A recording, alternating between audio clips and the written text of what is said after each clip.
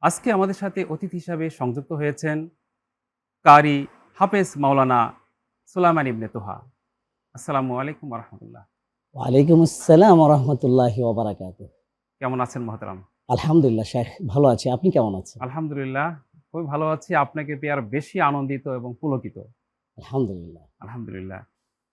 সত্যের আহ্বান এই অনুষ্ঠানে আজকে আমরা একটি বিষয় নির্ধারণ করেছি। আমরা জানি যে পবিত্র রমজান মাসে কোরআন নাজিল হয়েছে। কোরআন না জানার পরিণতি। এই বিষয়ের উপরে আপনার আলোচনা শুনতে চাই।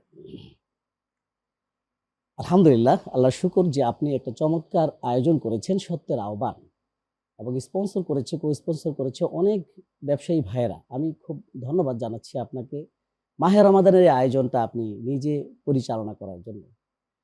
পবিত্র মাহে রমাদান যে কারণে এত মহিমান্বিত, এত মর্যাদা সম্পন্ন, তার মূল ফোকাল পয়েন্টটাই হচ্ছে আল কোরআন আল কারীম।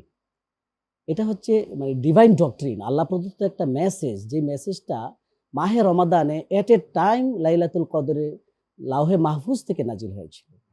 আর এই কোরআন নাজিল হওয়ার কারণেই এই রমজান মাসের মর্যাদা এত গুণ বেড়ে গিয়েছে। আল্লাহ রাসূল সাল্লাল্লাহু আলাইহি সাল্লাম বলেছেন যে, মান জাআলাহু আমামাহু কাদামাহু ইলাল জান্নাহ।